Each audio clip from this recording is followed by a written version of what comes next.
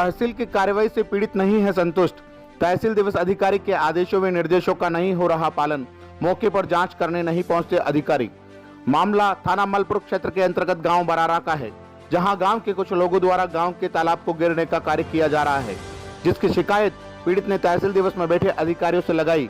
वे तालाब की खुदाई के लिए दी लिखित शिकायत। आदेशों की धज्जियां उड़ा रहे हैं जांच से संबंधित अधिकारी। शिकायतकर्ता का कहना है कि कार्रवाई कागजों और अखबारों में ही हो रही है, मौके पर जाकर कोई अधिकारी नहीं देखता। शिकायतकर्ता प्रत्येक तहसील दिवस में शिकायत दे देकर परेशान है।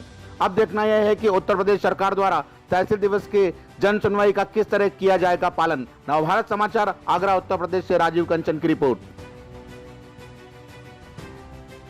संबंध में यहाँ तहसील दिवस में आए हुए हैं जी। तालाब संख्या बरारा, ग्राम बरारा के तालाब संख्या 1050 पर अस्थायी कब्जा किया हुआ है। उसे खुदवाने के लिए एसडीएम मैडम अरुण मोली ने आदेश किए थे, लेकिन उनके आदेश की अभी तक कोई कार्रवाई नहीं की है। उसका अभी तक अवहेलना की जा रही है उनके आदेश की। तो उसी के संबंध में मैं यहाँ पे आया था। अच्छा, यहाँ से कोई मौका बता तो अधिकारी जाता है वहाँ जाँच के लिए? जी, पहले अभी तक कोई यहाँ से अधिकारी नहीं गया है देखने के लिए। अब इसमें क्या करना चाहते हैं? जी, मेरा कहना यह है कि जिस तरीके से तालाबों पर अवैध कब्जे हो रहे हैं, सुप्रीम कोर्ट, हाई कोर्ट के आदेश आ रहे हैं कि तुरंत उन्हें खाली कराया जाए। अखबारों में भी ये लोग निकाल रहे हैं कि हम क्या कहते हैं कार्रवाई कर रहे हैं, लेकिन मौका वारदात पर कोई कार्रवाई नहीं की जा रही।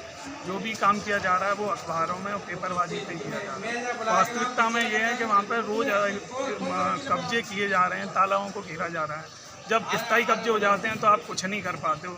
अस्थायी तक आप कहते हो कि अस्थायी कब्जे तो हैं, स्थायी कब्जा थोड़ी ना है। तो इस तरीके से चीज़ों को टहला दिया जाता है। उस पर कौन कब्जा कर रहे हैं? उस पर गांव के ही लोग हैं जो कब्जा किए हुए हैं। उन्होंने धीमे धीमे, बरारा गांव है, उन्होंने अपने कौन थाना पड़ता है? मलपुरा थाना पड़ता है।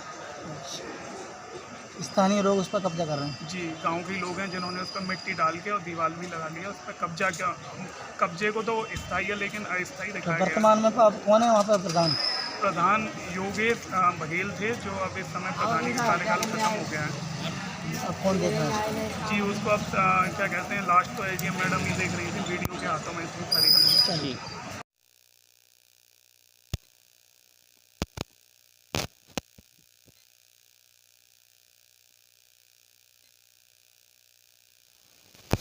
गांव के ही व्यक्ति थे जिनका कोई संतान नहीं थी।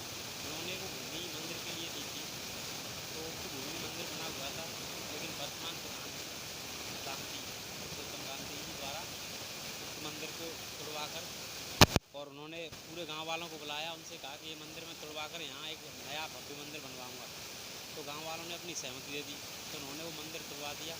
तुड़वाने के बाद में उन्होंने क्या किया कि एक बरामदा सा बनवा दिया मंदिर के नाम पर, लेकिन अभी तक उसमें ना मूर्ति है ना कुछ है। मूर्ति अपने है, और उसके बराबर में ही एक कुआं था, जो प्राचीन कुआं होता नहीं जहाँ से पानी पीते थे लोग, उसी कुएं के ऊपर अपना एक घर बनवा लिया।